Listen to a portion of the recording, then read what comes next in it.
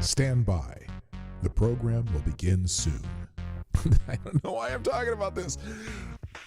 During World War II, we sent 90 million pounds of spam just to the Russians alone. I mean, we sent it all over the world. Our troops, especially in the Pacific Theater, ate it. That was basically what they ate all the time. 90 million pounds to the Russians. Apparently in like the 50s, Nikita Khrushchev said, you know, if they hadn't sent us all this spam, they might not have been able to feed their troops during World War II. So a little weird canned kind of ham pork product, canned meat, may have won World War II.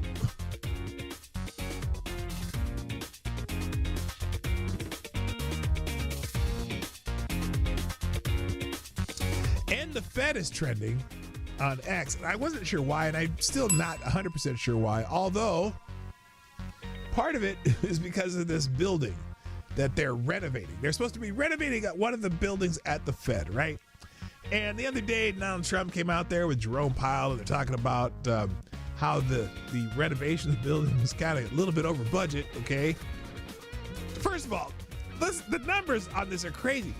They wanted $2.something billion to renovate a building at the Fed. $2.1 billion. Well, this is $2.5 billion. But they're over budget by over $1 billion for one building. They're over budget over $1 billion for one building.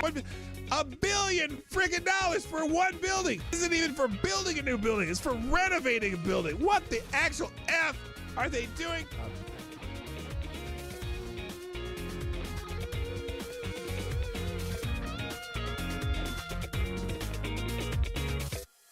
If after a night of filling your rectum with vodka from a turkey baster, the cops find you changing a flat in the cereal aisle of a Piggly Wiggly and ask how much you've had to drink, and you say nothing, are you lying?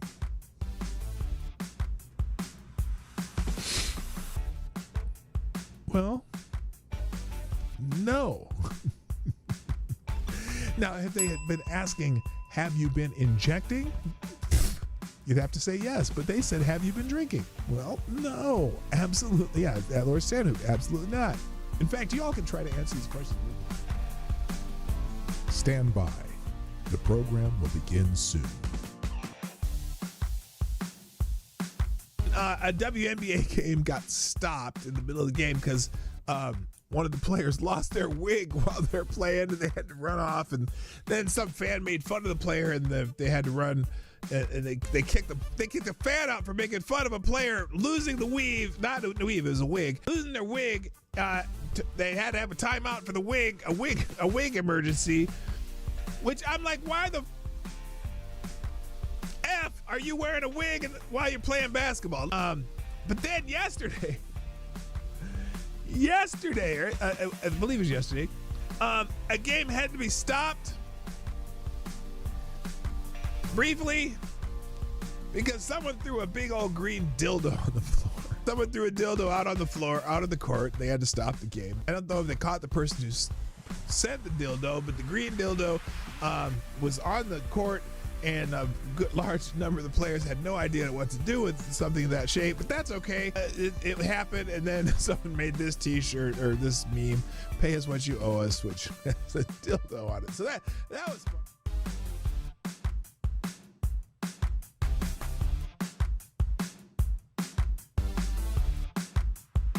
Hey, you know what the really good interrupt violence through community-based bystander training? Yeah, if the bystanders beat the fuck out of someone who's attacking somebody else, that would be great bystander training. They could send them to the MMA gym, you know, put them in an arm bar, smack them in the face a few times. Stop doing that bullshit. That would be the best community-based bystander training, but I don't think that's what he means. Anyway.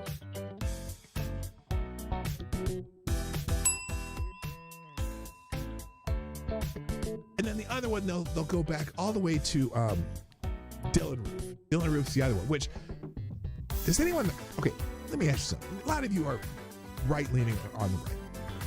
Is there anybody in this that you, anyone you know of?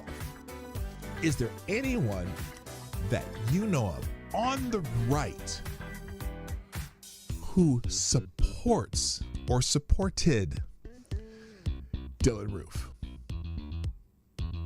Because I know everyone I can think of who's like, Dylan Roof, fuck that guy. He went out and murdered people in a church. Fuck that guy. But the left is like, oh, he was a right-wing extremist. Nah, he's a fucking asshole. Fuck that guy. Yeah, fuck Dylan Roof. Nobody gives a shit about Dylan Roof. Nobody claims him. Nobody wants him. He's an asshole. Okay? He's a little punk bitch asshole who killed a bunch of people in the church. Stand by. The program will begin soon.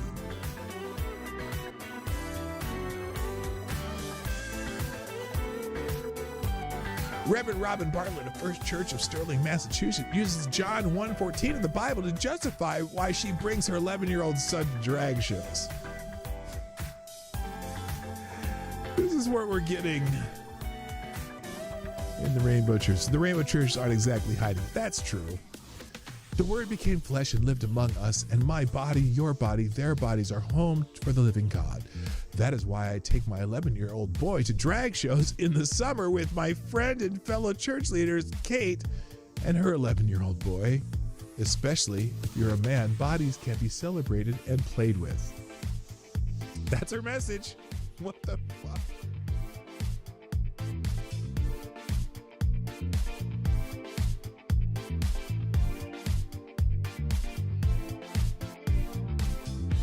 California wants to let someone that is not related to your child remove her from school, him or her, enroll her in any other school in the state, authorize any medical treatment, including mental health services and drugs, without the parent's notice and knowledge or consent. Can you see where that might be a problem? This is not fear-mongering. I'm not being hyperbolic, she warned. These are unintended consequences, and it is terrifying. They are unconscionable or unavoidable. So that's one really bad California law that they're coming with. I can't believe. I'm just dumbfounded that they're doing it.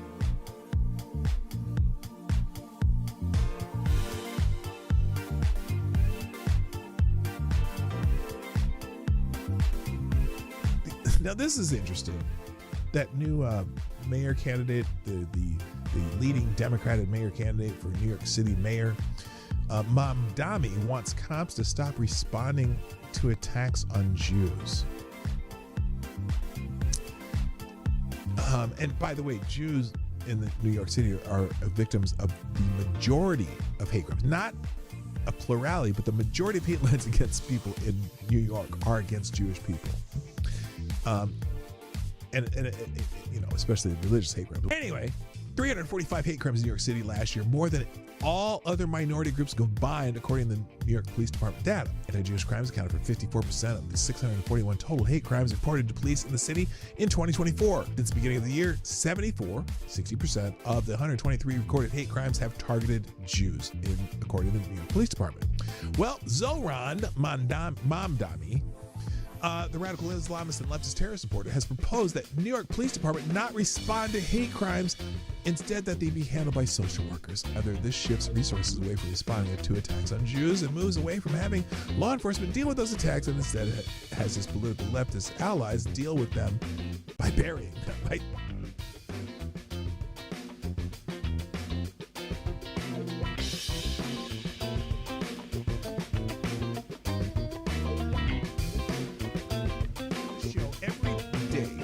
Show. If I put something on the screen or I'm talking about it, or it's a topic or an article that I'm presenting in this show, I provide links to every single thing that I've talked about, and even more, the ones I didn't even get to, I drop them in the chat at the end of the show, and also I drop them in the description. So if you want to find these articles, they will be in the links at the end of the show.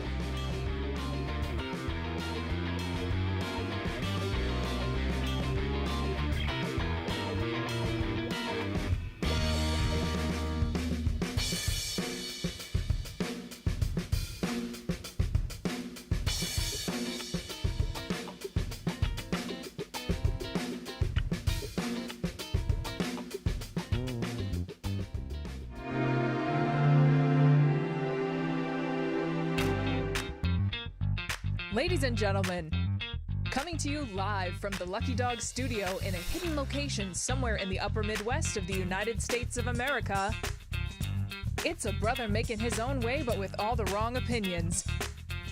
Welcome to the Morning Night Live with your host, the one and only Dawg Knight. Are you shocked? Are you amazed? Are you a little bit verklempt? I'm here on time. Good morning, everybody. Welcome to the Morning Night Live. I'm your host, Marty, also known as Dawg Knight on the internet. Welcome back to the Dawg Knight Channel, where, holy moly, who is this guy showing up at 10 o'clock Eastern like he's supposed to? What the hell is going on? So anyway, hope you all are having a wonderful morning. Happy Tuesday. Oh, I never reset that. Let me reset something here. I'll fix that right now because there is no Streamlabs Superstar sponsor today. There's still room for you there. There you go. It's gone. It's gone. Get it out of there. Did we ever... What the hell do I got going on up there? I haven't even looked at this. Hang on a second. What is that? I don't know what that total is. But anyway, hi. Hey, how you doing? It's Tuesday, the 2nd of September, 2025. And yes, we missed the first for our rabbit day. But, I told y'all that I was going to go to the Minnesota State Fair, right? And so we went on Saturday, and we kind of had a lot of fun, but it was short-lived. And we went, oh, by the way, this concert I went to, Nelly, Ja Rule, Maya, and Yin Yang Twins, I wasn't expecting it to be as good as it was. It was fun. People were just having a fun time. It was lighthearted. Everyone's out there partying. But I do got to say one thing. And I told my wife, I said to my wife that, because, this is all 90 hip hop and funk, whatever. And I got to tell you, I said this during the concert because we were sitting kind of up in the upper deck, in the bottom of the upper deck, because we had we could see pretty well, and they had nice screens and stuff. But I said to my wife, I go, wow, this concert's really popular for women who don't exactly fit in the seats too well. And she just started laughing because we're surrounded by a bunch of abundant female humans, as you might call it, who were just all having fun and dancing and stuff. And I'm like, damn, where did all these big girls come from? Anyway, it was funny. I shouldn't have said that. It was hilarious. So, anyway, I get in trouble somehow. Someone's going to see this and they're going to go, oh, did he just fat shame a bunch of women? I said, yes, I did. Because there was some big women out there and they were jamming too. They were, especially when Ja Rule took his shirt off. 58-year-old Ja Rule, Ja Rule, that guy, and he's still like cut. Like, I'm like, damn, he looks pretty good for a guy almost my age. I'm like, I got some work to do. The dude was cut. He had an 8-pack, and he's all muscular and shit. I'm like, this dude's almost old as me, and he's out there working out like a 25-year-old. I was tripping. Anyway, it was a good concert. It was fun. It was funny because, though, at one point, Maya, she's that singer, she was in the Lady Marmalade song. She was the weakest link, the remake of Lady Marmalade, but she's all right. She had some good songs back in the day. She had a pretty good book. But at one point, she starts singing this song, and I'm listening to it, and I knew the song what song was it? It was a song made popular by SWV. And I was like, and she sounded really good on it too, but I was like, wait a minute, this isn't her song. And I was like, I talked to the girl next to me because, Lord, my Lady Boomer wouldn't know because she didn't know who sings what song. And I asked the girl, this isn't her, isn't this SWV? She's like, oh yeah, she just ran out of songs to sing, so she decided to sing some other stuff. And I was laughing so hard when she said that. Oh, she just ran out of stuff to sing.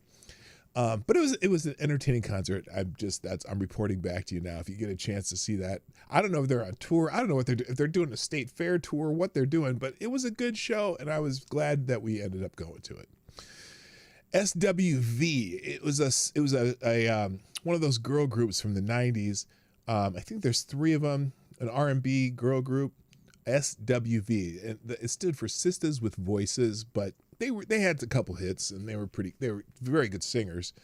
So it's not an SWB, SWV as in Victor. Anyway, all right, so there we go. All right, let's get this thing started saying hi to everybody. What the hell I got going on here? Oh, that's weird. Okay, there, I fixed it. Maybe. Did I fix it?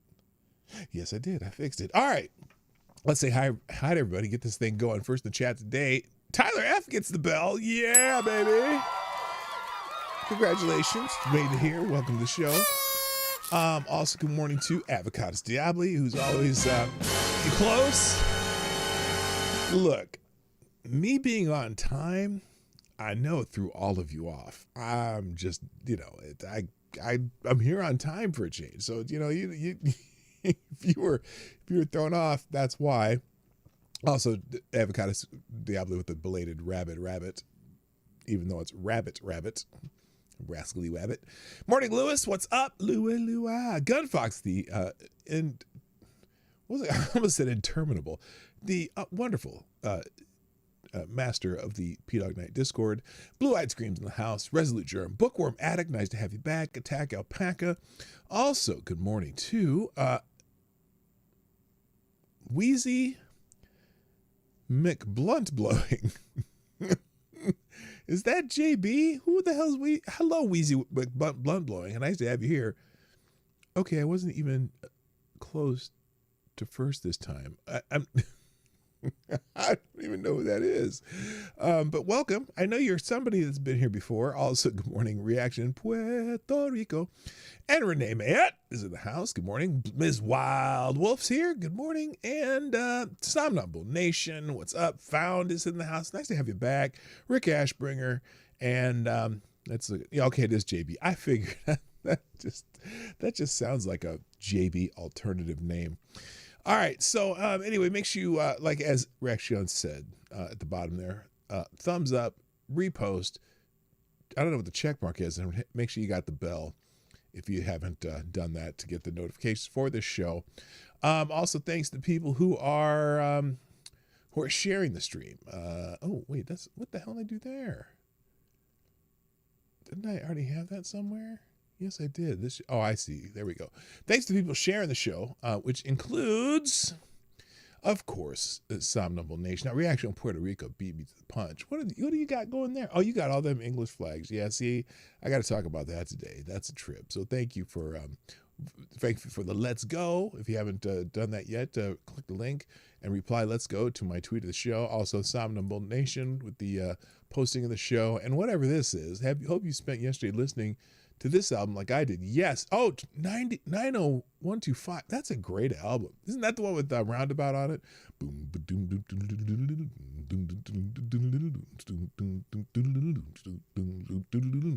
I love that bass line on Roundabout. Anyway, is that on that album? I'm not even sure. Hello, Midnight too. Midnight's in the background listening too. Nice to have you here too, even though you're listening on Mom's, whatever you're listening on. Also, oh, nope. Owner of a Lonely Heart. Oh, that was good. Yeah, that was a good album too. That's right. Oh, that's right. Roundabout was like 2 albums before that. Yeah, Owner of a Lonely Heart. That's when they had their little resurgence of Yes back in like about 83 or 84, something like that. Somewhere around there. Yes had a resurgence. Also, thank you, people retweeting the show, Somnambul Nation, Reaction on Puerto Rico, Resolute Germ, Ms. Wildwolf retweeting the show or posting the show with a Let's Go from Ms. Wildwolf, the Daily Kitty. Yeah, hello, Kitty. And that's everyone who's done it. So thanks if you've done that already. If you haven't done so, please go click the link at the top of the screen of the chat and just reply to that with a Let's Go, with a GIF or a meme or something. And we'll feature it later in the show if you do it later. So, all right, let's get into the show though, because I got a lot, and I actually have time to do it today, which is crazy. I'm not used to having time to do it. Yesterday was Labor Day. I missed the holiday yesterday, and so I didn't even get to scroll down here on this Labor Day thread. The U.S. Gas and Oil Association.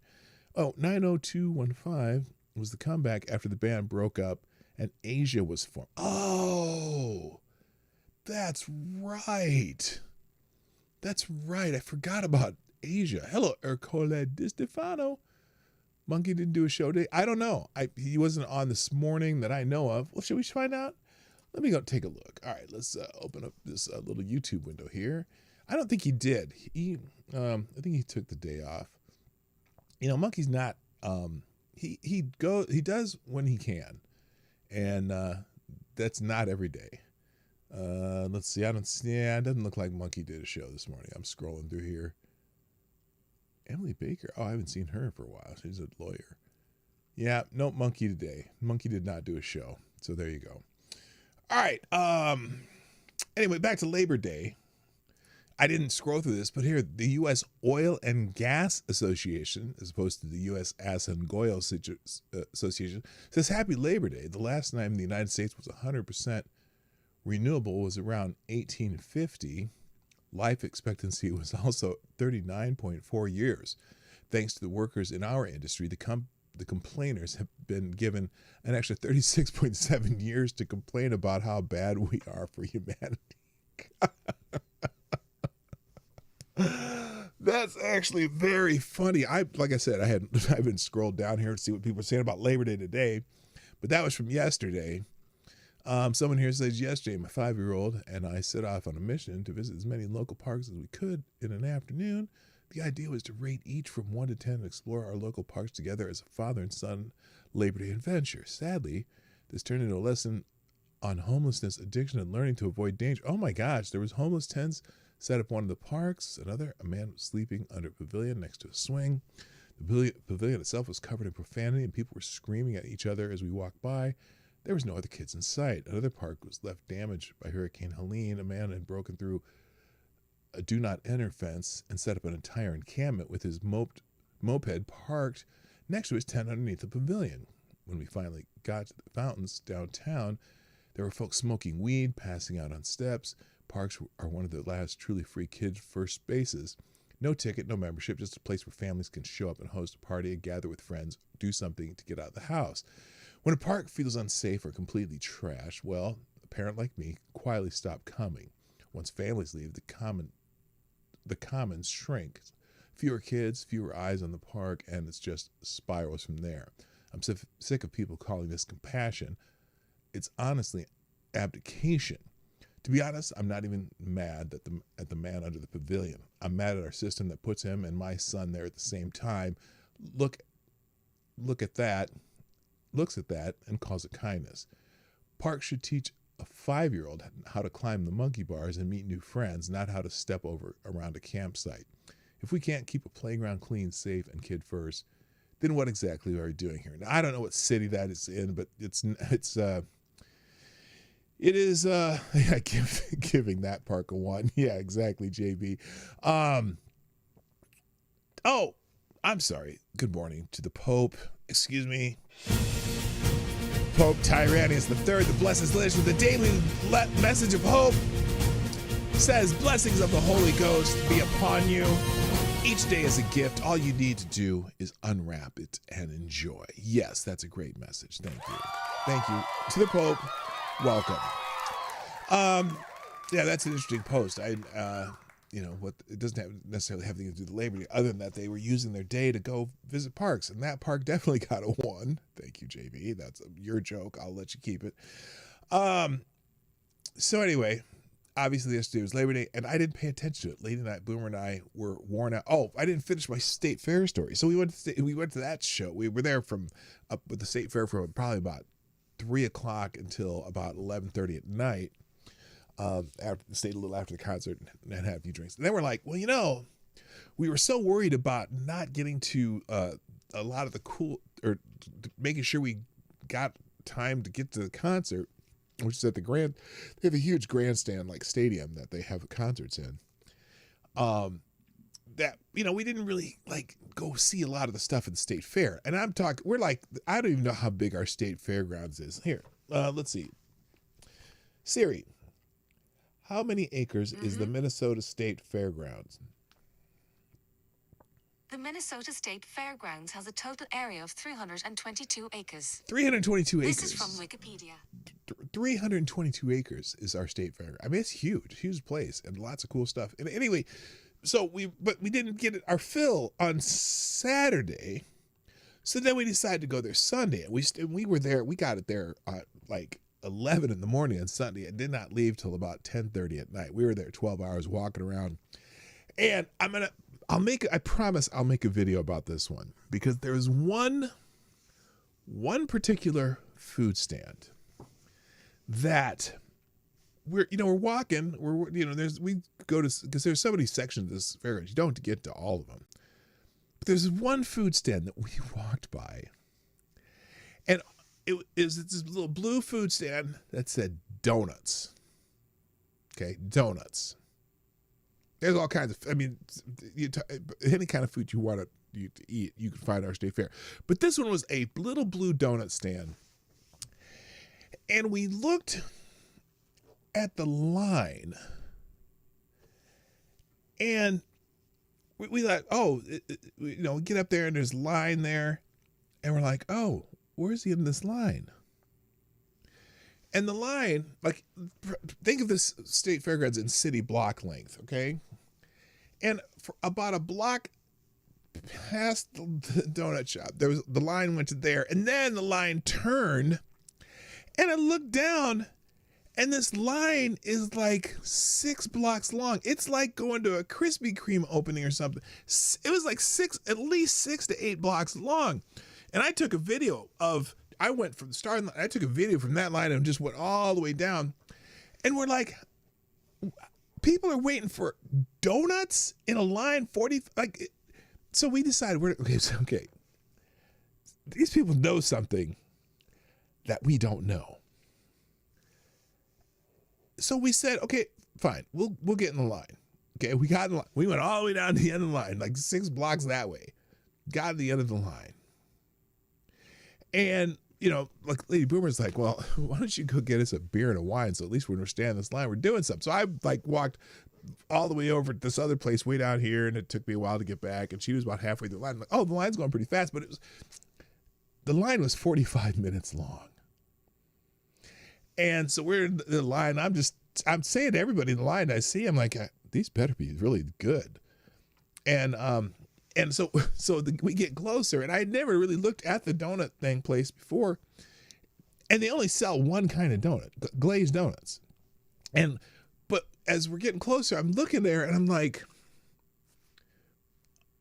they're bringing the donuts out, and they're hanging on these little posts. They have like 3 sets of posts. They're just hanging them on the post as they make them. They're just making them as fast as they can make them, and you see these donuts, and they're like this big around, and they're just dripping with the glazed stuff, like it's hot and fresh. We're like, look at them, like, okay, this might be good. This might be good. And then we're getting closer and closer. We're looking at them like, oh my God, those look so. And everyone who goes in there. Oh, by the way, the donuts are $6 each. Or you could get 3 for $15. And I didn't even look to see how much you can get a box of them too. So we finally get up to the front of the line, and I'm looking at them hanging these just donuts that are just fresh and dripping with the sweet whatever stuff on them. And so we got 3 for the 2. And so we're like, okay, these look so freaking good. And we get our donuts, and we go sit, and I took a bite of that donut, and I was like, oh my God. they were so good, just hot, fresh donuts. Apparently they do them in bacon grease or something, whatever, and the dripping, creamy, glazed stuff on it. I'm just like, oh my God. And usually, like, they're so big, Lady Boomer wouldn't eat. She's like, oh, no, we'll just get 2, and you can, because I know I'm not going to eat the whole thing. And she, like, we got 3, because I'm like, well, I'm going to eat 2 if they're really good, and I don't want to get back in that line again.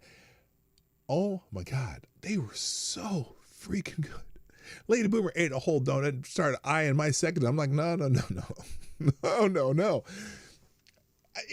It sounds crazy, but I would jump in that line right now if I could. They were so freaking good. I'm sorry. I'll, like I said, I'll have video or pictures and stuff of it later. I will put them on every one of my channels because they were just amazingly good. We're just like, oh, now I understand. Because, if people are in that line that long, they must know something, right? And that was definitely worth it. There was another one, a line at the state fair that it was pickle pizza, like literally pickles on pizza with this like garlic cream sauce. And that line was kind of long, but not super long. So we like, okay, we learned our lesson with the donuts. Let's go try the pickle pizza. And that was damn good too. But the donuts, oh my, I might be talking about these donuts for another week. I'm just telling you, if you get tired of me talking about some shit, it's going to be about donuts. And when I make this video, you're going to see the picture of them, the video of them in the window dripping. And you'll be like, huh, I might have to go, I'm going to have to try something. So anyway, but yeah, and that line never got shorter. It was that long. Like we walked by there another time, that line was that long all day long. People were waiting in line 45 minutes for freaking donuts. And you until you do it, you're not going to fully understand. So that's my donut story. I don't know. I was talking about it because it's Labor Day, because our state fair ends Labor Day weekend. So anyway, yeah, that's about the donuts. And happy Labor Day yesterday. Oh, by the way, on speaking of Labor Day weekend, also another thing that happened over Labor Day weekend that I'll talk a little bit more about this later if I don't forget. But Donald Trump's going to send some people to Chicago, right? Because send some National Guard or somebody Chicago. They're going to do some immigration enforcement and hopefully stop some crime like they did in Washington D.C. And I'm still skeptical about putting any federal troops in just cities that aren't under federal jurisdiction like D.C. But these ladies from something called Chicago Flips Red. Now, I don't see Chicago becoming MAGA country, but apparently in Chicago over the weekend, which remember, I'm going to Chicago on Thursday. In Chicago over the weekend, there was apparently 53 people shot, 7 killed, including 3 mass shootings. See, it's funny when it's a shooting in the hood and it's a mass shooting. They don't like to call them mass shootings because they want to make sure that the only mass shootings that happen are in by white people in schools and shit. But anyway, 53 people got shot and 7 were killed. And again, 3 mass shootings. And this group called Chicago Flips Red is saying, "Dear Black Democrats of Chicago," this is their Labor Day message. "Don't come at us about our political views when you've been voting blue for no matter who for 40 plus years. While our communities have only gotten worse. This Labor Day weekend alone, 50 plus shot, 7 killed, blah, blah, blah. Don't come to us about President Trump. We know our history. It's you who doesn't know yours. That's why you keep voting blue and putting faith in weak black leadership that has failed us decade after decade. It's best you stand down. The silent majority is with us, and we haven't even announced our Chicago Flips Red candidates yet. We recommend treading lightly." So these ladies had this message. This is an 8-minute message. I'm going to listen to about a minute of this message, and then you can, got this in a separate link so you can listen to the whole damn thing yourself. But here we go. Hello. I want to address 2 things. One thing is, today we had to do something. And if you can't read her hat, make Chicago uncorrupt again. And you got to go back a long time for that. Good morning, Midnight in Exile, by the way. And special Ken Acid on my special honorable mention list of favorite Canadians. And Darren Root is in the house. Hello, all of yous. Here we go. With Dr. Ruth. It was on Roku channels, and that was in support of what we're doing, our merch, all the Labor Day weekend holiday sale, shopping sale. Then we went to go get some brunch. We went to the place to get some brunch, and I'm not going to call the place out yet because I'm going to send an email to corporate first, because that's what I do first. I always do an email. Had to be Cheesecake Factory. They got a corporate, it's a cheesecake. It ain't a local place, Chicago place. By the way, if you have any recommendations for cool something to go in Chicago for my mother-in-law, you can direct DM me on X or send me a message here somewhere. Because I know Chicago pretty well, but if there's something unique that you think we should see, let me know. Let them know and let them correct it. That's what we're supposed to do. But we went and had some breakfast. Oh, and today's coffee is brought to you by Buppa.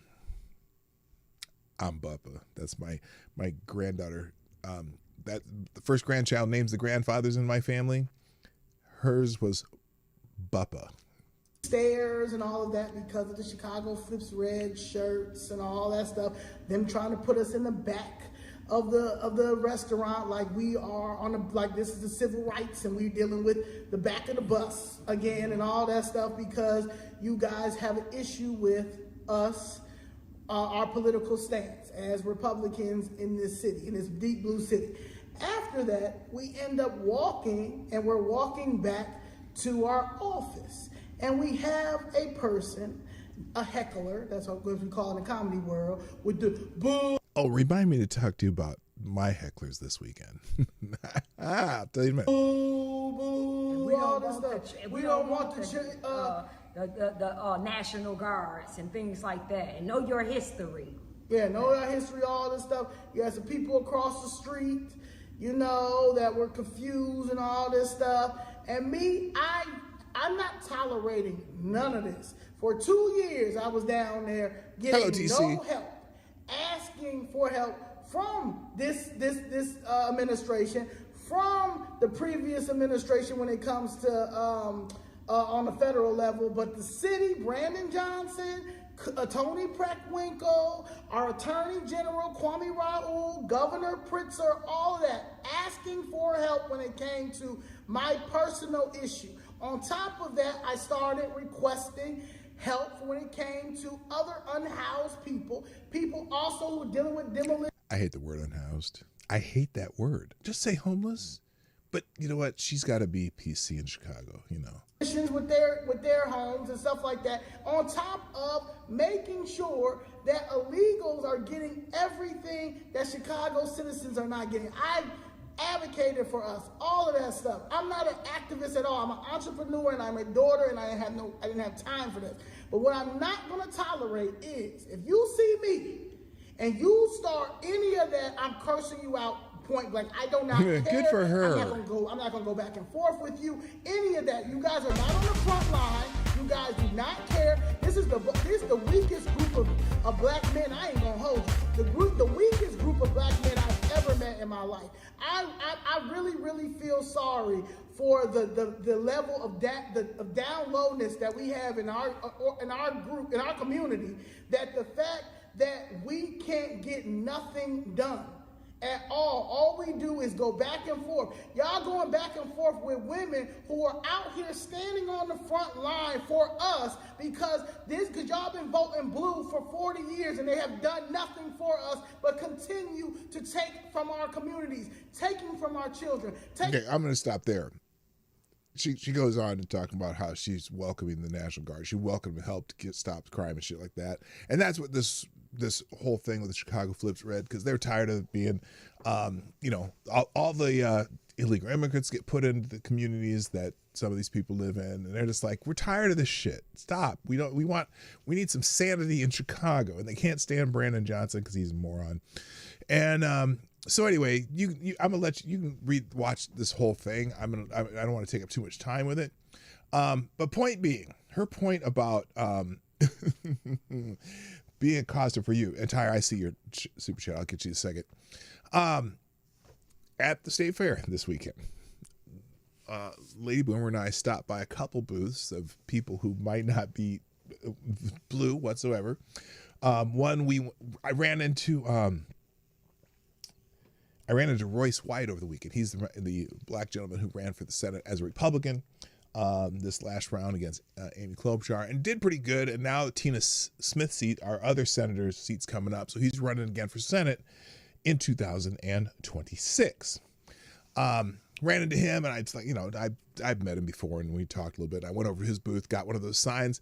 It had these little hand fans. One side said Royce Wright for Senate, and the other side said Walz lies, as in, or Walz lied, Tim Walz. And at his booth, they had this thing of all the different lies that Walz was telling. And then we happened to be walking by the Republican booth. We're like, okay, we'll stop. And we stopped in the Republican booth. And there was, a bunch of people outside, handing out things and flyers, and they had some merch in the back and whatever, and they had some shirts, and they had different stuff and all kinds of stuff, right? And there's this one black woman who's standing there working at, handing out stuff, just like all the other people. And this this lady, probably late 50s, had the glasses. When I say the glasses, you know what I'm saying. She had the glasses. She had a tie-dyed headband and frizzy hair and whatever. And I see this lady looking over at the booth, right? And they had by the way, out in the street, like there's a sidewalk and then there's a street, okay? Out in the street, there's like 6 protesters all wearing like these red shirts talking about the GOP, this is bad and whatever. Everything bad they thought about the GOP was on the back of the shirts. And they're protesting the GOP booth, but not within an X number of feet because there's some cops there. And apparently they said, you cannot protest in front of this booth. You can go sit out there in the street and protest. So they're out there protest. It's silent protest because there's only 5 or 6 of them. But this lady in the tie-dye headband, I see her looking up there, and I watch her kind of walk through it. There's all these people walking in front, and she kind of makes her way through this, and she beelines to this black woman here. Me and my lady boomer talking to some other lady, and I kind of see out of the corner of my eye, she like literally winds her way through the crowd and beelines just to this one black woman who's in the Republican booth, obviously working the Republican booth. And she literally, she walks up and is like, can I ask you a question? Why would you ever vote for these people who don't have your interest at heart? And I'm listening, and she's like, well, I agree with what their policies and this and that. Well, what policy do you agree with? And before that woman answers, I looked over at the woman, the headband lady, and I said, well, why don't you be a little more specific of what you're asking? That's a very general question. What policies do you agree with, right? And she kind of looks at me like, well, you're not working here. But I didn't care. I was like, well, why don't you be more specific? Well, like he's starting to end education part. Do you not believe in education? This and that, and I said, hold up. Okay. So the Department of Education, all the functions that would be part of the Department of Education, if they remove the Department of Education, would go to different branches of the other government. Like I'm like teaching her that, yes, student loans would probably go back to Treasury, and Health and Human Services would get things regarding people who are handicapped or whatever. The food programs are already run by the Department of Agriculture. The Department of Education has been a failure in that when it began in 1979, we were first in the world in education. Now we're like 48th. So what has the Department of Education done? And she kind of looks at me like kind of stunned that I actually had an answer for her. And she kind of just doesn't answer. She's like, heh. And she walks away, and she walks back down to where the people are protesting. And I kind of go back to talking to the lady I was talking to because my wife's talking to her. And I look down at her, and she's pointing at me. And I'm just laughing because all of them they all got in a little group, and they're all looking at me while she's pointing at me. And I'm like, hi. Just all like, yeah. Turn around. And then Lady Boomer's standing there, and she has, these hand fans, right? And she has the Walz lied part is on the outside. And another woman comes up and confronts her and says, you should do better. And then she sees my wife has a medical little necklace with a little medical symbol on it. And the other one is her mother-child pin, which has 2 little diamonds in it, one for each of our kids. And she says, you should do better. And and like get all like a real angry voice, not nice voice, angry voice. And Lady Boomer looks at her and goes, "Oh, you look like you need a hug." And the woman backs off. She goes, "Get out of my personal space." Lady Boomer says, "You walked up to me. Now I have just 2 words for you. Fuck off." And the woman steps back and she walks away. It was amazing. But and so we're talking to these people, and they're like, "Yeah, we get a few people confront us, and you know, the longer the day goes, the drunker some people get, and they're more confrontational." And that's why they had 3 police officers next to their booth just to let them know that this was not the cool thing to be doing, not to be, you know, they just have their booth, just like the Democrats had their booth on the other side, just like different candidates had booths all over the state fair. It's just what it was. But yeah, I wanted to find that lady though that confronted the woman who was behind me, the black one behind me, because I was hoping that I would see her at a different place in the fair, so that as soon as I saw her, I could say, "Hey, look, honey, there's that racist lady that singled out a black woman in the Republican booth," because it would have been funny, because she would have known what to say. Anyway, thank you, Tyler Alexander. You're the first sponsor today, and you are the new Streamlabs Superstar sponsor of the day. Dropping a $2.30 in the tip jar saying, "Are you going on safari to Chicago? Do you have a guide and a rifle? The animals there are dangerous. I don't want you to get shot by the wild Chicago hood rat." Well, look, like I said last week, okay, thank you, Tyre, greatly appreciated. Like I said last week, as one who travels to a lot of different cities in the United States of America, and as when Brian Krasenstein, his little post saying, "I'm in Chicago, and look, it looks very safe and nice." Excuse me, burble there. I know where to go and where not to go in Chicago, Illinois. So we're going to go to places that are okay to go. We might drive quickly through some of the bad places just to take some pictures, but no, we know where to and where not to go.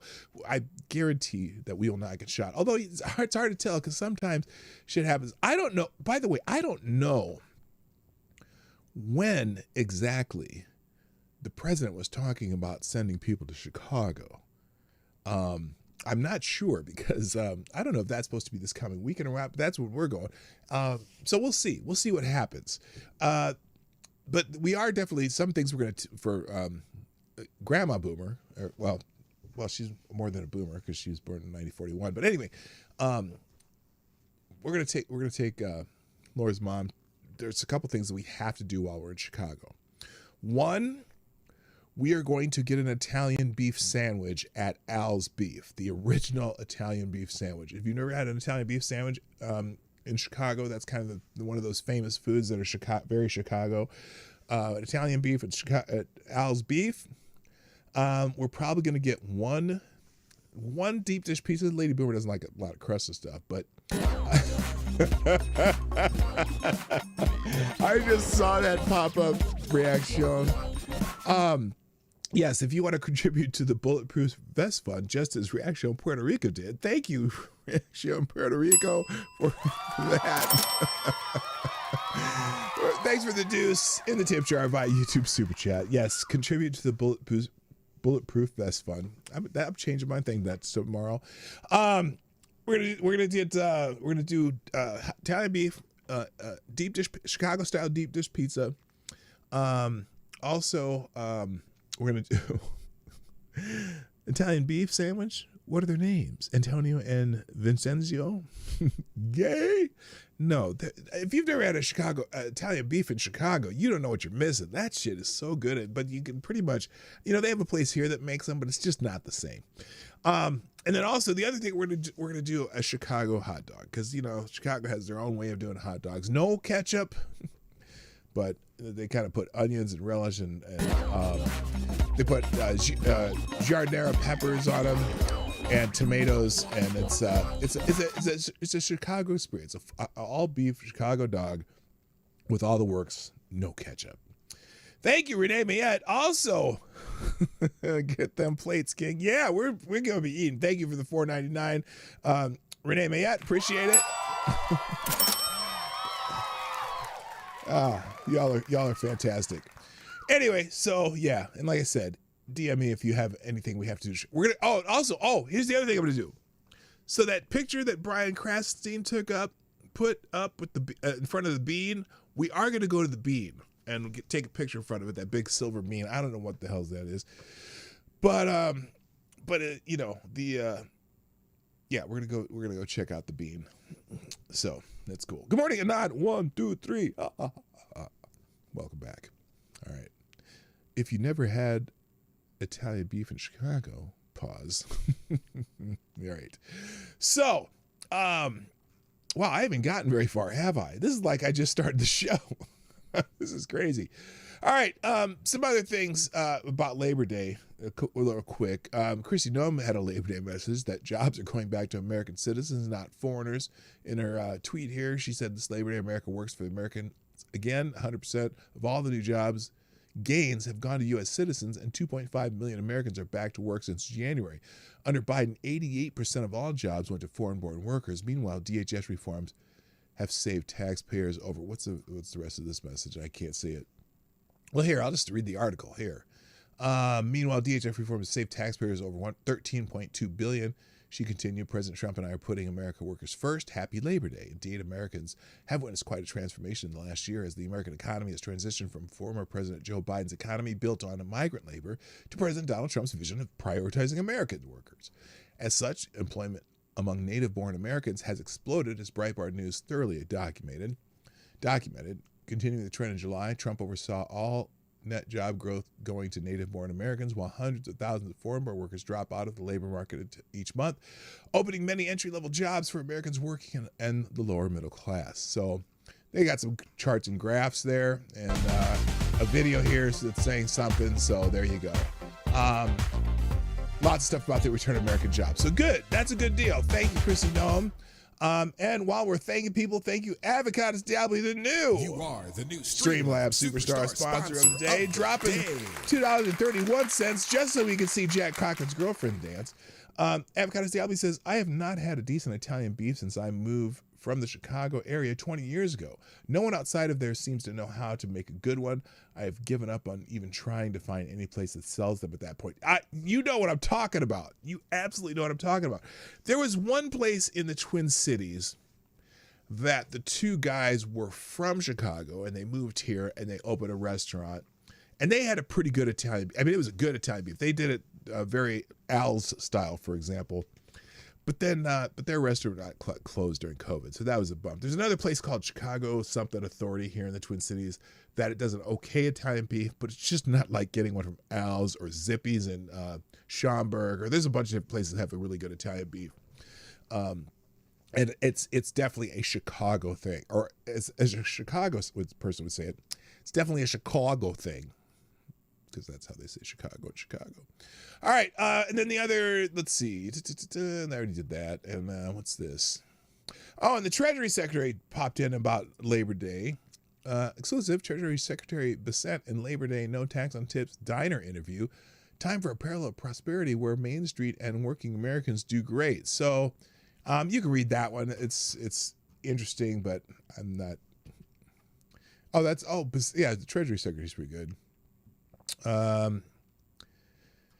He sat down with Breitbart News for nearly half an hour in a booth at Metro 29 Diner just outside the nation's capital here on Monday morning as part of a multi-stop tour he took of restaurants and bars on Labor Day to highlight how Trump's agenda is delivering for our Main Street to level the playing field with financial elites in the country. So it's all about the agenda. You can read this article. It's way too long to read on this show.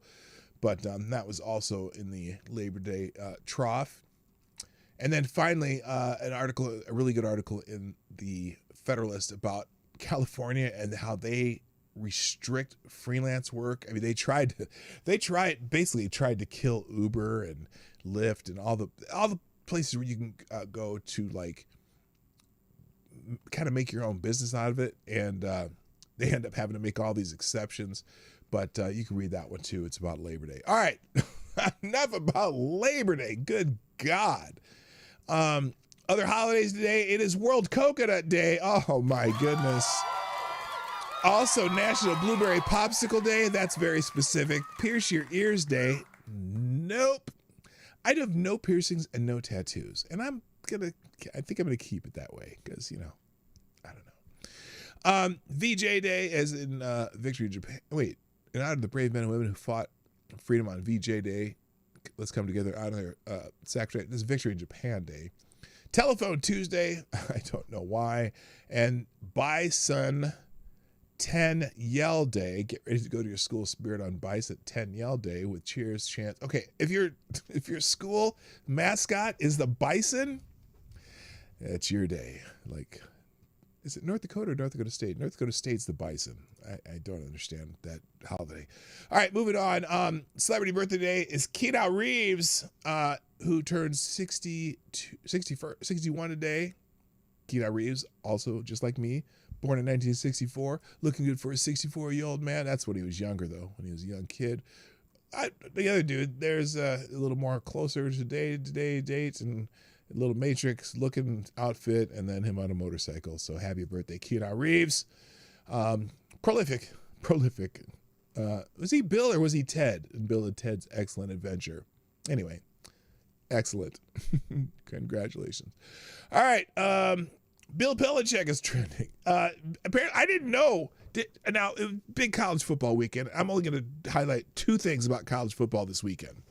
One, I didn't know Bill Belichick was the coach at the University of North Carolina now.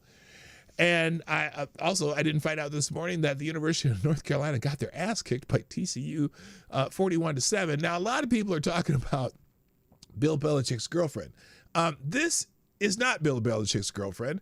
This is what Bill Belichick's girlfriend would look like if the Patriots had never drafted Tom Brady. This is what his girlfriend would have looked like, or maybe like that. But apparently at this North Carolina TCU game, and I don't really care about the TCU or North Carolina, although TCU is close to where one of my friends live. But apparently, here's the things people are laughing about. Okay, now you can see right here in the middle of the picture, that's Bill Belichick, and he's talking to his girlfriend. He's talking to his girlfriend on the sidelines. Now, Siri, how old is Bill Belichick? Bill Belichick is 73 Bill Belichick's 73 years old. Okay? Bill Belichick is 73 years old. Here he is talking to his girlfriend on the sideline. His girlfriend is 24 years old. That's his girlfriend there walking on the sidelines. And so that's why a lot of people are joking about the fact that if Bill Belichick had not drafted Tom Brady, this is what his girlfriend would look like. He's 73 years old. Kino is pronounced Keanu. Didn't I say Keanu? What did I say? Didn't I say Keanu? Bill Belichick's girlfriend's 24 years old. Let's see if I can find another picture of her. This may be the reason. Oh, here she is. Oh, I don't need the music. Here again. This is now. But you know what the thing here is though. By the way, it looks like she's wearing those stupid like spider eyelashes thing, those big ass long fake eyelashes. I hate those things. I hate them with a passion. But here she is walking the sideline. She looks pretty rough for 24, doesn't she? Look. Is it just me? Or does she look pretty rough for 24? She also bought a Brinks truck. Big deal. Okay. I said Keanu. Okay, Keanu Reeves. Yeah, and now she's there. She is on the sideline digging in his pockets, which is probably why she is dating him. Look at those ugly ass. She got some stripper heels on. Anyway, she looks rough for 24. Not physically, like not her. I'm talking about her face. Anyway, and also Bill Belichick's girlfriend Jordan Hudson helping out at UNC practice. So her name's Jordan Hudson, right? And so the meme of the day, where's the sign? Where can I find the sign? Here it is. Here, this is the sign. This is what people put out there. This was the best sign at the North Carolina Air Jordan, as in Jordan Hudson. Ozempic face. Maybe. Oh, I didn't even think of that. But yeah, he's 70. What do you say? 72 years old? Dating a 24-year-old? That girl's getting the bag. Okay, moving on. Notre Dame's trending. Oh, yeah, Notre Dame lost. But for some reason, I'm not a fan of Notre Dame at all. I never have been. My wife likes Notre Dame football. But this dude, I like the coach, though. Young brother who has brought the pregame Catholic Mass back to Notre Dame football. All the players attend. I thought that's a pretty cool move. That's a Notre Dame tradition that the team used to go to Mass before their games. You know, I mean, if they're not Catholic and they're on the team, I don't know why they would have to. I don't think they have to, but they encourage it. The tradition of Notre Dame football team attending Mass before games, which had been discontinued, was reinstated by Marcus Freeman when he assumed the position of head coach a couple years ago. Freeman, a convert to Catholicism, reintroduced this practice shortly after taking over the role. Think about it. It's a Catholic school. I'm just saying. I think that's pretty classy, if you ask me. That's a tradition. And it's not about being Catholic. It's a tradition. But they lost 2 this weekend. All right, moving on. The Rock is trending. Not because I don't know why Prince is on the Rock. Prince is on the Rock trending thing. Because Rock and Roll Hall of Fame. Someone was talking about the Rock. They were seeing. So this is the Rock these days, and they were complaining. Wow, what happened to the Rock? What happened to him? What happened to the Rock is he got off the juice because he's not playing those kinds of roles anymore, and also because the Rock is like 62 years old, or 60 something. He's like 60 years old. I mean, he's not going to stay in that buff beef dude forever. He's getting old. It's okay to not be all jacked up when you're 60. Plus, he's not doing the wrestling anymore. And I think his latest movie was something about doing MMA, and those guys aren't necessarily jacked up. But people were saying, it's kind of weird how some of these wrestlers like The Rock and Batista now look. So there's The Rock right now, a lot thinner, looking healthy as hell though. I mean, he looks good. But Batista, I don't know what the fuck Batista's wearing in this. But yeah, that's Batista now. He's not all jacked up. You get off the juice, you lose some of that stuff. But you know what? They look like they're in good shape. They look healthy. They're both near their 60s. Nothing wrong with that, I mean, they look better than Ric Flair in his 60s. Because Rick's looking rough. Anyway, but he's older. Rick's like 74 now. Anyway, Department of War is trending. Apparently, Trump is talking about calling the Department of Defense of Department of War again. And, this is one of those things where is this just to get people talking about shit that, I don't know. But anyway, Department of War sends a clear message as opposed to Department of Defense. Sounds like you're drawing a red line and begging others not to cross. This is what I imagine when I hear Department of War. This is a video. Let's see what this is. Is this music? Probably. Yeah, no, I'm not playing the music. But yeah, Department of War does sound like more like World. Don't fuck with us, because we will fuck you up. That's what the Department of War sounds like to me. The White House announced today at 2 p.m. is likely to be renaming the Department of Defense. It will be called the Department of War. They are considering the Department of Fuck Around and Find Out, but didn't have the right ring to it. So there you go. The Department of Fuck Around and Find Out. Yeah. Okay. So anyway, and then that's why Department of Defense is trending. Enough about that. Okay, a couple of news items that popped up before, immediately when I opened up X, the app formerly known as Twitter. One of them is Ilhan Omar.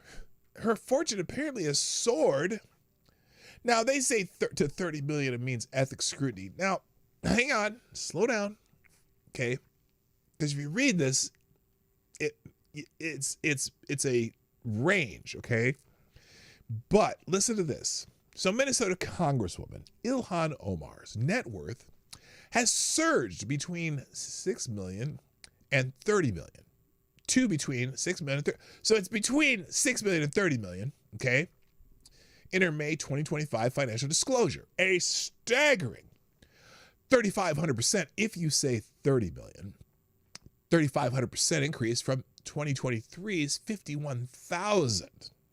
Okay, so in 2023, her financial disclosure said she was worth $51,000. And now it says it's between $6 million and $30 million. Now, I know that people want to go, oh, there's maybe an ethics issue. And there may well be. Certainly. Look into it, right? There's one problem. And they're bringing this up. People are talking about it. Because we don't know if it's her net worth is $30 million or $6 million. That's a big range there. But also part of it is because the growth driven by her husband, Tim Meinetz's stakes in a venture capital firm valued up to $25 million and a winery up to $5 million, which, hold on, wait a minute. Ilhan Omar and her husband own a winery? Isn't that halal? Anyway, so around there has fueled ethics debates and demands for transparency amid her $174,000 congressional salary. Critics question the rapid wealth accumulation, while supporters attribute it to smart investments, but calls for audits persist. So people are talking about it, and I don't know how much of that $25 million venture capital firm her husband had, because she got married. She married some white dude who's worth a lot of money. So that would also be an increase in her net worth, right? I mean, so anyway, that's interesting. But a lot of people are talking about it. Mike Benz, Ilhan Omar on a $174,000 salary increased her net worth $24 million in a single year because of a shady venture capital firm she invested in that had less than 1,000 in assets, ballooning up to $25 million a year. Oh, now I didn't catch that part. So they invested $1,000, and now the venture capital firm is worth $25 million. Oh boy. Oh, check DM. David Packman is in hot water. Okay, we'll get to that. We'll get to it. Thank you, Reaction Puerto Rico. Appreciate the deuce in the tip jar for that too. All right. So anyway, a lot of people talking about this. The New York Post isn't it? Damn, even the New York Post. Here, I'll put an article in the New York Post about it. Ilhan Omar's net worth skyrockets to as much as $30 million months after she was denying she was a millionaire. Oh, she was denying she was a millionaire. The disclosure filed in May shows the far-left squad member and her husband, Tim Meinetz's, experienced roughly a 3,500% increase in their net worth compared to 2023. The surge in the couple's wealth was first reported in the Washington Free Beacon on Monday. Financial gains came from Meinetz's two businesses, Santa Rosa, California-based winery and a venture capital firm headquartered in Washington, D.C. Headquartered in Washington, D.C. Well, if you wanted some inside info, you got to be headquartered in Washington, D.C. Omar valued the winery's assets between $1 million and $5 million in her latest disclosure. By comparison, the winery, blah, blah, blah, was only worth between $15,000 and $50,000 in Omar's previous financial. How do you get a winery? Hold up. If the winery was only valued between $15,000 and $50,000 2 years ago, how'd the value of the winery go up between $1 million and $5 million? That sounds like some shady shit. More dramatic was the explosion in growth experienced by Meinetz's venture capital firm, Rose Lake Capital. Well, obviously married to a congresswoman, he's getting some investors, baby. So there's some concerns about some ethics with her. Imagine that. Also in the news that popped up, Bill de Blasio apparently is backing Mamdani's push for New York City affordability. Former New York City Mayor Bill de Blasio has endorsed Zohran Mamdani's 2025 mayoral campaign, praising his focus on affordability for working class residents. In an op-ed and TV appearance, de Blasio highlighted Mamdani's approach, such as universal free bus service to combat rising costs and boost transit use. As a Democratic Socialist and primary winner, Mamdani enjoys progressive backing from unions, blah, blah, blah, blah, blah.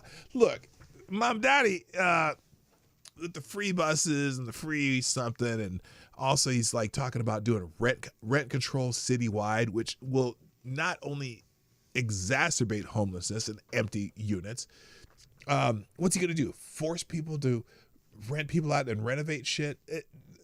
Rent control in New York's a disaster. And it's, you know, like they did in, where was it? Was it in, not El Salvador? Maybe it was not El Salvador.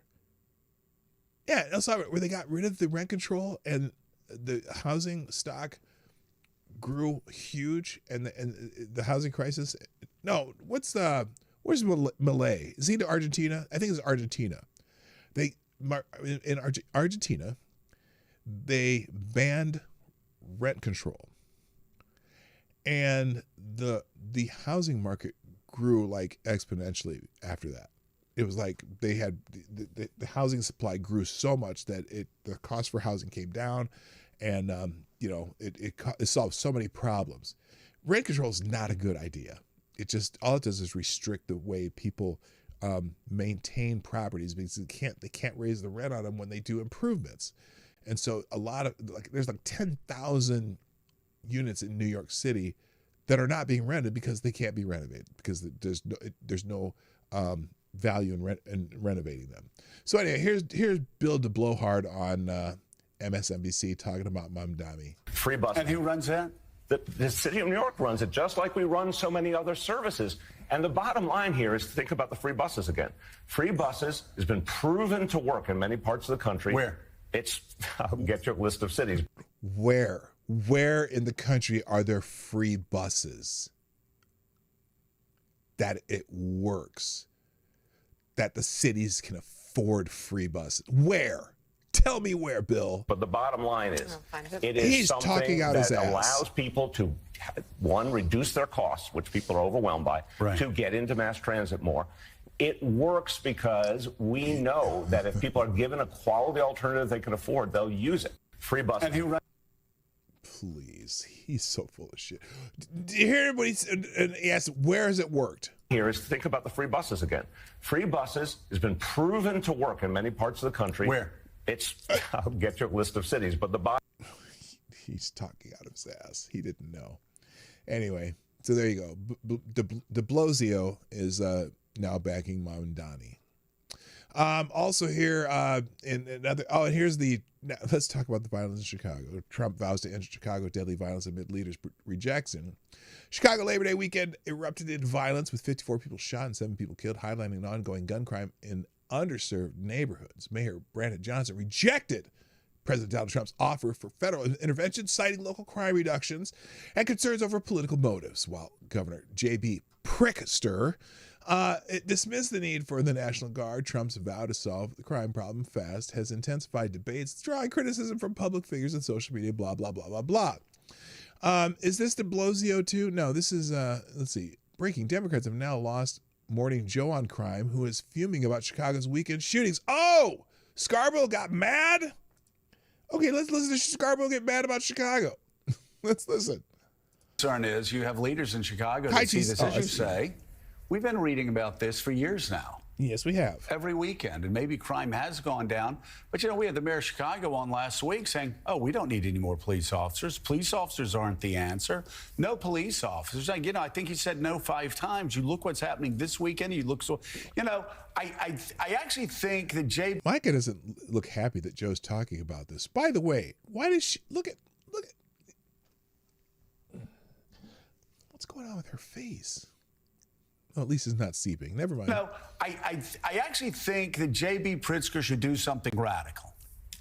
Why does he keep pronouncing Pritzker's name wrong? J.B. Pritzker. Sorry. I think he should pick up the phone, call the president, and say, you know and I know you don't have the constitutional authority to deploy the National Guard here and to police my you can do that in D.C., you can't do that in Chicago. But let's partner up. These are the most dangerous parts of my state. We would love to... South side of Chicago and East St. Louis. Those are 2 most dangerous parts of Illinois. Figure out how to have a partnership that's constitutional, that respects the sort of balance of federalism between the federal government and the state government. And let's work together to save lives. Because right now, just hey, Nothing to see here moving along. Is bullshit. No problem here. Hey, Donald Trump. Is bullshit. We don't need you. And, the mayor talking about we're going to protect people's dignity in our city. We'll protect their lives. That's protecting their dignity. It would be radical for us to figure out a way to actually do what I've been saying from the very beginning on Washington, and that is seeing politicians creating partnerships that protect their people. Yeah. Okay. Kudos to Mr. Morning Joe. Holy shit, Joe Scarborough blasts Democrats for our Chicago crime-riddled Labor Day weekend. Unreal. So there you go. What's this here? Chicago rocked by Labor Day weekend violence. Chicago mayor rejects Trump's crime-fighting efforts as the holiday turns deadly. So we'll see what happens there. Look, easier to do that in D.C. just because of the fact that D.C. is federal. It's the federal district versus Chicago. Interesting enough, Chicago alderman, which is their city council members, blows up at mayor and the governor over tit for tat with Trump over crime. Oh, this is one of those. Good God, did this not archive? Oh, we'll come back to that. Hang on. Good God, I hate Daily frickin' Wire every time.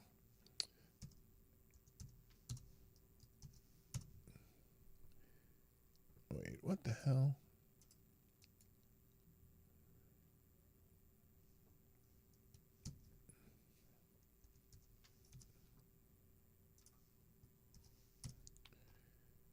All right, we'll come back to that. And then also, and by the way, then obviously we already talked about the report that at least 53 shot over Labor Day weekend. Welcome to Chicago. And we're not going anywhere near those areas. Now, let's get to the main topic. And we may come back to the Chicago stuff. And then I'll try to get to the, I'll get back to the, what Reaction Puerto Rico sent me in the DM. Over the weekend, this man named Graham Linehan was arrested in England. Jolly old England. He was arrested. For what, might you say? For tweets. Graham Linehan on September 2nd, 2025. Oh, that was this morning. That was he's Irish. Irish comedy writer Graham Linehan, creator of the hit sitcom Father Ted, apparently that's pretty popular over in jolly old England and such, was arrested at London's Heathrow Airport upon arrival from Arizona. He was detained by 5 armed police officers. Again, 5 armed police officers, which is rare over in jolly old England, seeing as most of their police officers are not armed. Over 3 gender-critical tweets, posts on X, app formerly known as Twitter, criticizing transgender activists' access to women's spaces. Linehan described the experience as traumatic, involving they strip searched him over tweets, a panic attack, and hospital treatment for high blood pressure. Bailed without charges, he faces a ban from posting on X. A ban from posting on X, highlighting growing concerns about free speech and police priorities in the UK amid public backlash. So here's an article in the, what happened there? Okay, well, apparently the article went away. Let me see if I can find it again. Because he made a post on, I guess on a Substack or something. Where's that Sargon tweet? I don't know. Well, whatever. So when he landed at Heathrow, he was met by 5 armed police officers and immediately arrested. His crime, 3 gender-critical tweets, as Graham says in his Substack. In a country where pedophiles escaping sentences, where knife crime is out of control, where women are assaulted and harassed every time they gather to speak, the state had mobilized 5 armed police officers to arrest a comedy writer. Graham's single bail condition is that he does not go on X. We do not believe Graham's arrest or the bail conditions imposed were lawful. We will be backing him all the way. This is the Free Speech Union. all the way in his fight against these preposterous allegations and disproportionate response from the police. 5 armed police officers. They don't even carry guns in jolly old England. So anyway, is there an article on this? I can't remember. I had a couple of free speech over the pond articles. What happened to this? I wanted to actually go from what he wrote about it. Here, let's try this right here. So at Heathrow Police Station, my belt, my bag, devices were confiscated. Then I was shown into a small green tiled cell with a bunk, a silver toilet in the corner, and a message from Crime Stoppers on the ceiling next to a concave mirror that was presumably there to make you reflect on your life choices. By some miracle, probably because I hadn't slept on the flight, I managed to doze off after a premier economy seat in which I had just spent 10 hours. It was actually a relief to stretch out. That passed the time, though I kept waking up and wondering if this was all actually happening. Later during the interview itself, the tone shifted. The officer conducted it asked about each of the terrible tweets in turn with the sort of earnest intensity usually reserved for discussing something serious like, oh, I don't know, crime. I explained that the punch tweet was a serious point made with a joke. Men who enter the women's spaces are abusers and they need to be challenged every time. The punch in the bullocks bit was about the height difference between men and women, the bullocks being closer to, that's his balls, to punch level for a woman defending her rights, and certainly not a call to violence. Not one of my best, as one of the female officers said, we're not that small. Yeah, women are smaller than men. He mentioned trans people. I asked him what he meant by the phrase, people who feel their gender is different than what was assigned at birth. I said, assigned at birth? Our sex isn't assigned. He called it semantics. I told him he was using activist language. The damage Stonewall has done to the UK police force will take years to mend. So anyway, that was his experience. It's like, so what the hell is going on with the UK as far as free speech? And I got another example we talked about briefly last week, but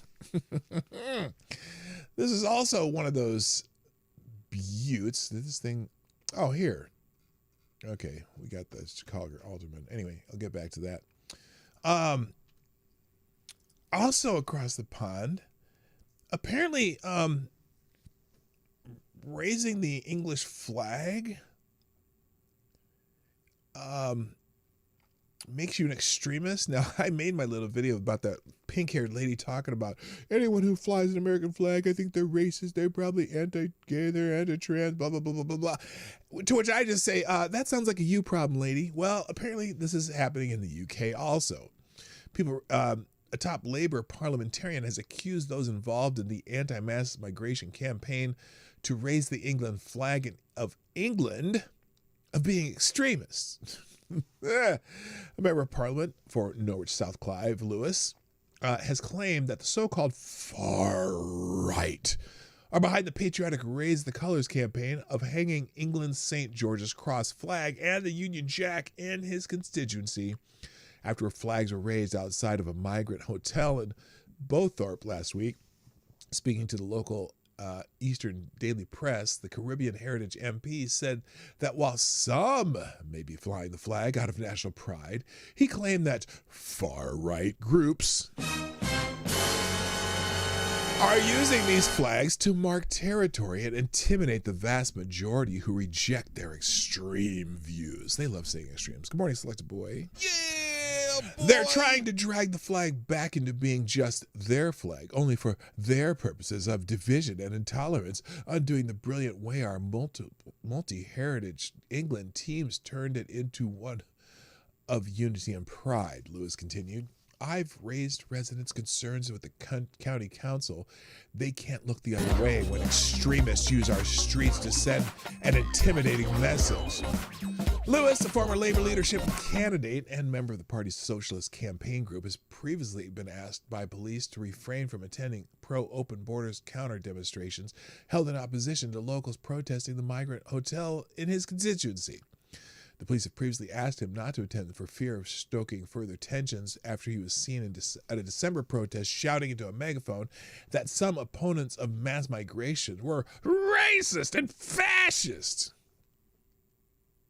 That's racist! The Raise the Colours acts of peaceful civil disobedience have also been branded as racist, with far-left Black Studies professor Kehinde Andrews claiming that both the St. George and Union Jack flags represent white supremacy, while quipping that there ain't no black in the Union Jack.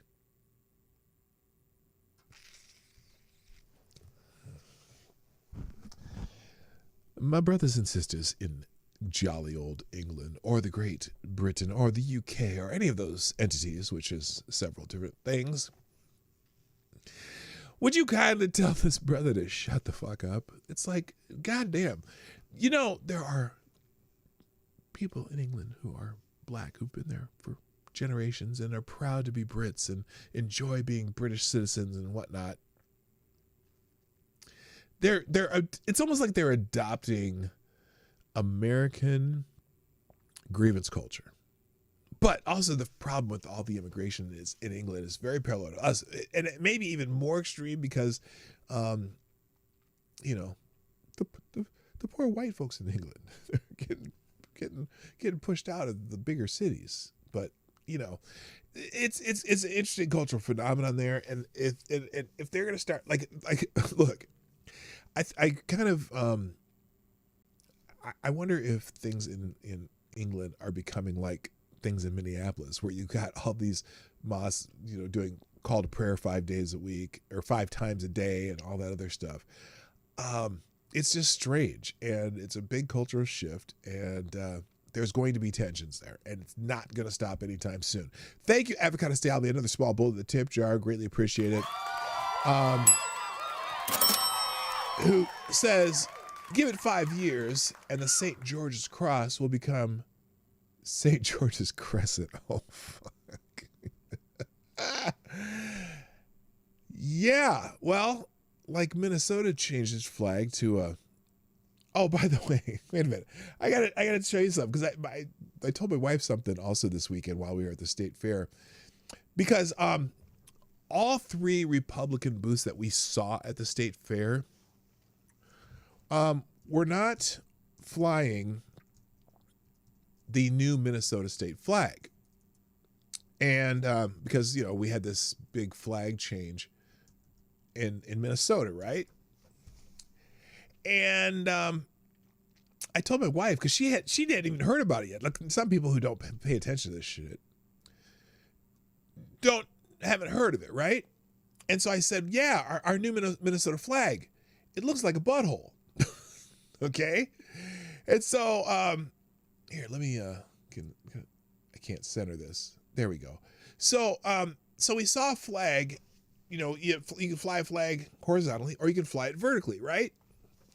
And there was one that was flying vertically on another booth, and I said, see, it looks like a butthole. And she was like, what? So I'm going to let you decide, okay? Here's the new Minnesota flag.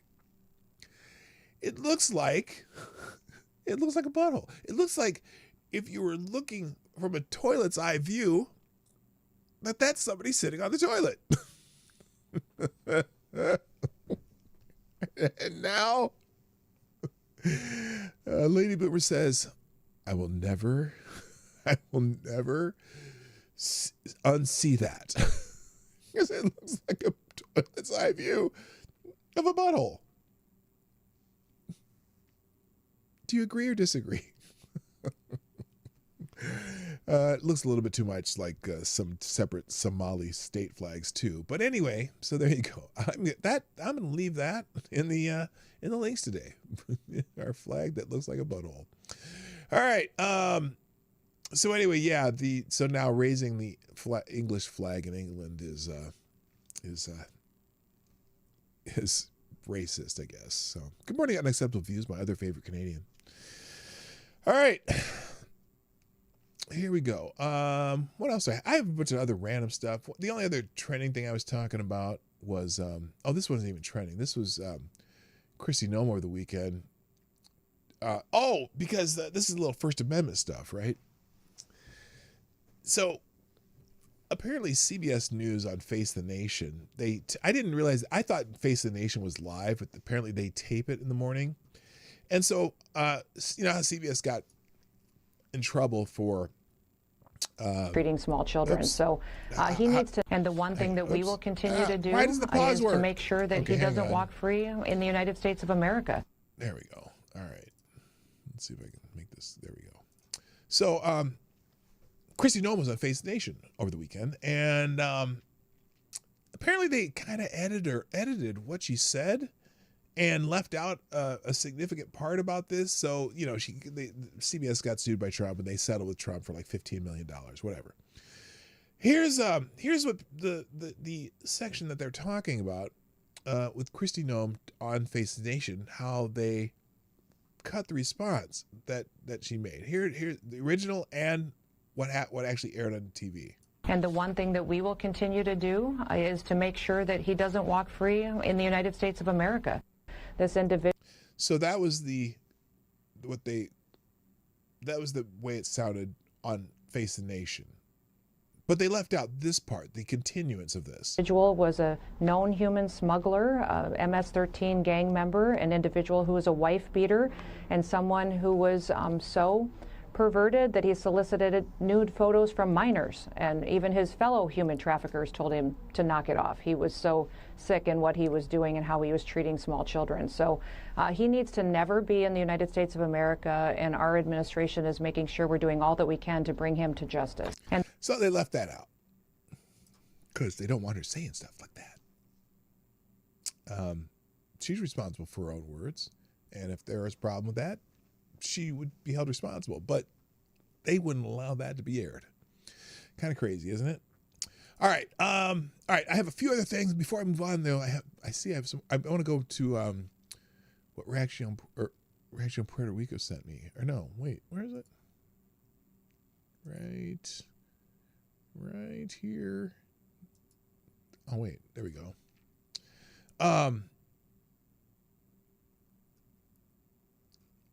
Let's see.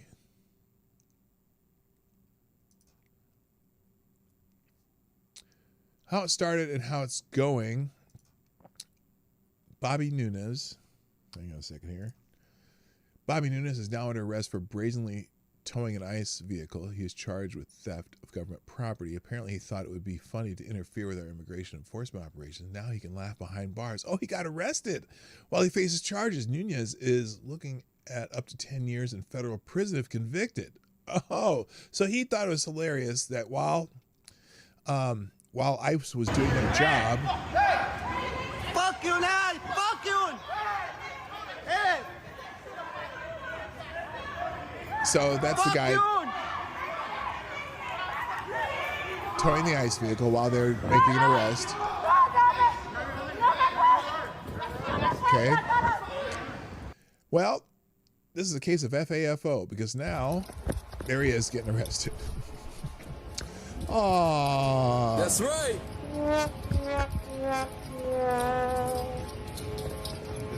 Come on, man. Why are you playing games? Hey, you stole a vehicle. What do you expect in there, Bobby Nunez? So there you go. Thank you, Reaction Puerto Rico. That's a separate. Did I put a separate link for that? Oh, I see what I did. I got rid of Kristi Noem. Well, you don't need Kristi Noem. Hers is an article that's accompanying that. So there you go. All right. Thank you, sir. Appreciate that. Odds and ends in the links today. Let's see. We'll skip this. We'll skip that. In the news over the weekend, apparently a judge has blocked the Trump administration from returning unaccompanied children to their home country. Like, wait a minute.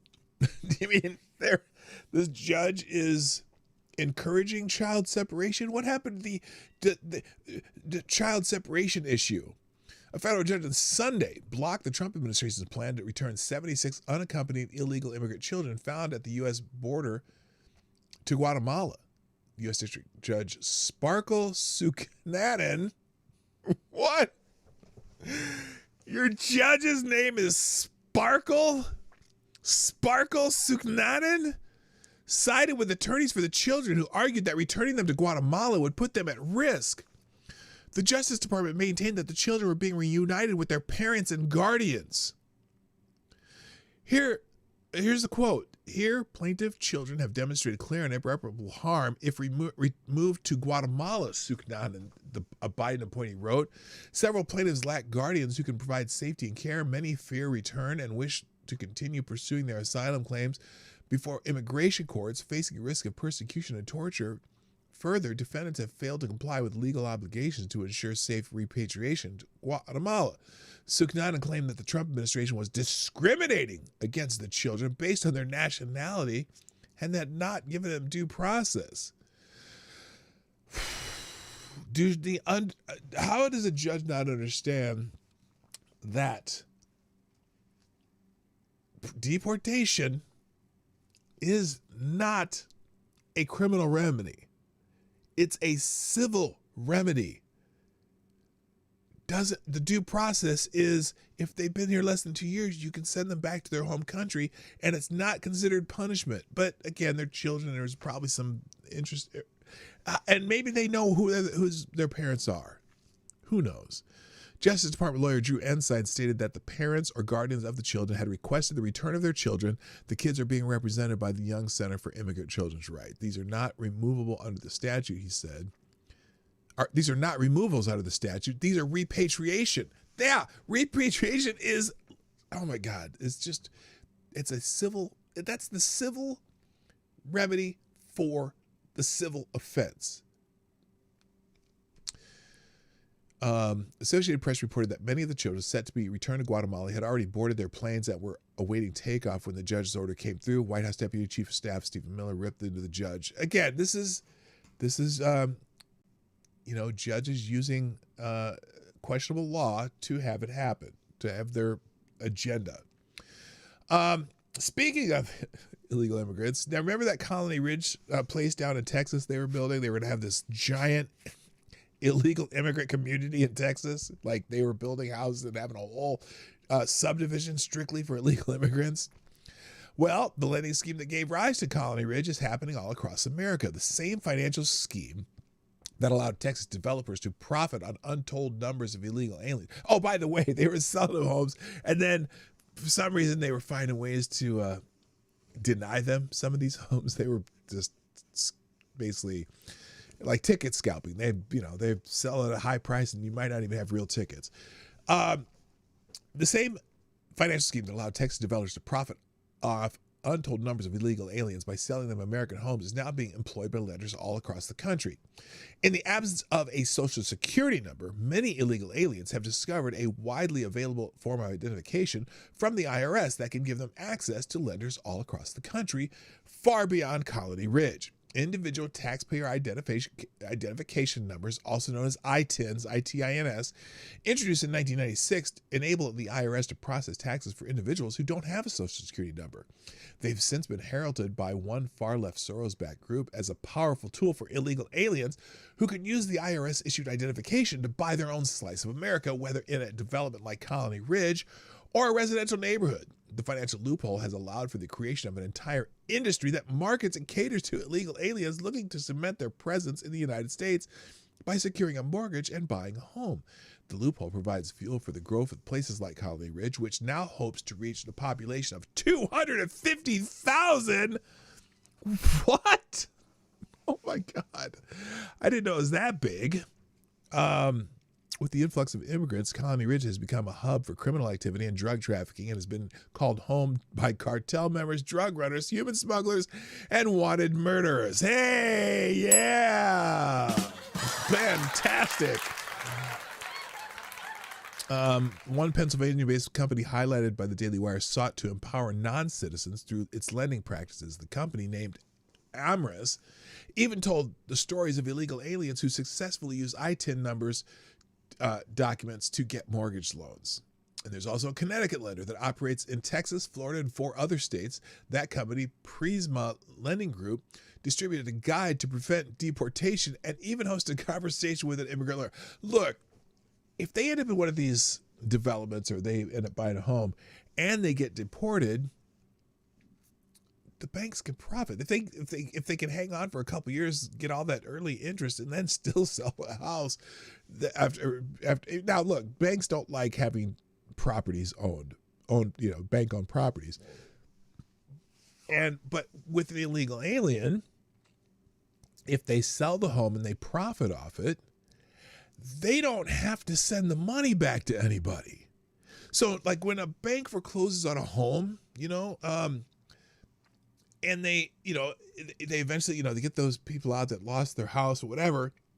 When they sell that home, they can only legally pay off what is owed on the home. If there is any excess, if there's any excess funds, they cannot keep that profit.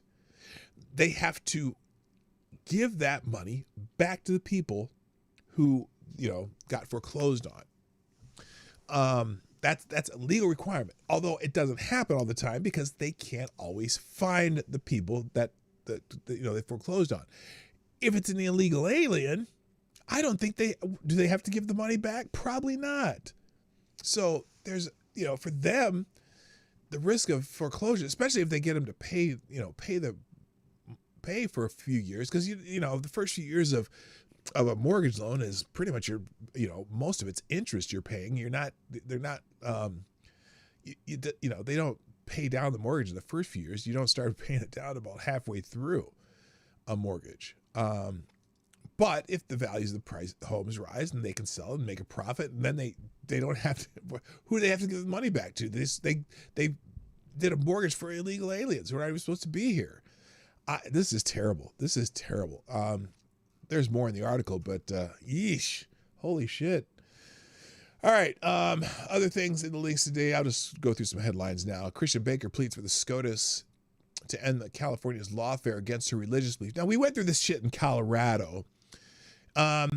This baker in California, in her petition filed with the High Court on Wednesday, Golden State resident Kathy Miller requested that the justice take up her case and issue a ruling in defense of her First Amendment rights. At least 4 justices must agree to hear the case before it can be considered by a full court.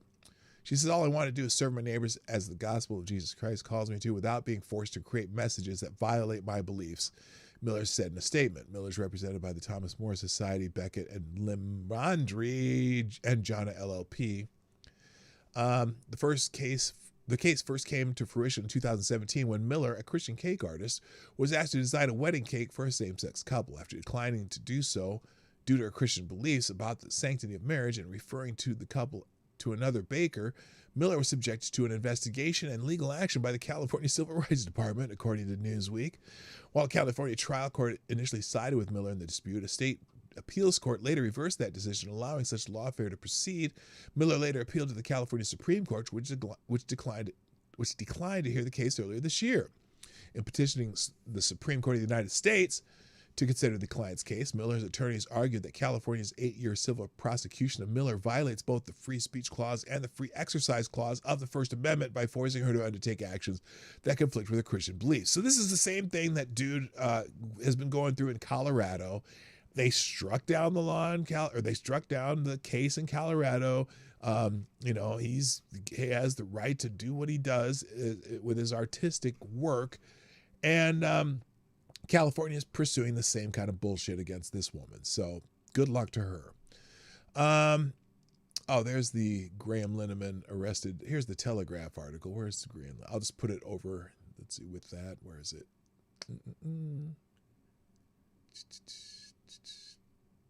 It is. What happened there? Okay. I did have the article about Graham Lineman getting arrested from the Telegraph, which basically just recapping all the stuff that we talked about earlier, but it's a little more detailed if you want to read that. Also in Front Page Magazine, Trump crushes New York's $500 million sham. We talked about this when it happened, how the judges threw out the $500 million judgment against Donald Trump in the so-called business records case. Excuse me, not the business fraud case where he supposedly overvalued his properties, and then the lenders came in and did their own due diligence and still lended them the money. And the Judge N. Moran fined him $500 million or $300-something million. It grew to $500 million with interest. Well, the appeals court threw the fine of the $500 million fine. They threw that out as in Eighth Amendment violation, which they should have thrown the entire case out the way they finagled to get that case in the docket. So anyway, it's a victory, but it's not a complete victory. And the crazy part is the state of New York is going to continue to pursue this to the highest court in the state. I hope it gets thrown out, but it should be thrown out. It's a bullshit case. And then finally, the Breitbart article here, Trump demands answers from drug companies on the effect of COVID treatments. We talked about that last week too. But I left a little more detailed article out in the links, and that's it for today, guys. Appreciate you joining me. By the way, programming note, I will not be doing a show Thursday or Friday this week because I'll be traveling, unless, well, maybe I'll do a Friday Q&A only. That might be something to do, because I got to do it from my phone because I'm not taking a computer with me. So we'll see what happens. But other than that, guys, thank you for joining me on the Morning Night Live. Let me drop these links. What is this? What do I got here? Oh, that's the Minnesota flag. I'll leave that in the links so you can, just so every time you think of Minnesota, you can think butthole. There you go. Here we go. Here come the links for today. Come on. There we go. Come on. All right. So here are today's links from the show. And I'll drop these in the, description of this video /stream. And that's it for today. I appreciate you being here. I hope to see you tomorrow and also next week. Gotta go. My name's PDawgKnight, and I am out of here. Bye-bye. Have a great day. Hey, this is PDawgKnight, and thank you for watching today on the PDawgKnight channel. If you have an observation or remark you'd like to make about this video or my channel, I absolutely welcome you to write it in the comment section down below. I really look forward to hearing from you. And before you go, if you like what you saw but you're not already subscribed, please make sure you hit the subscribe button and definitely click that bell that pops up afterwards so you'll be notified when I post new videos or when we go live. I broadcast my live show, The Morning Night Live, Monday through Friday at 10 o'clock Eastern, 9 o'clock Central. A special thank you to all the supporters of this channel who share our videos on social media and who make donations through Streamlabs, YouTube, Venmo, and Cashapp, which are all linked in the description down below. Thanks again, and until next time, I'm PDawgKnight, and I'm out of here.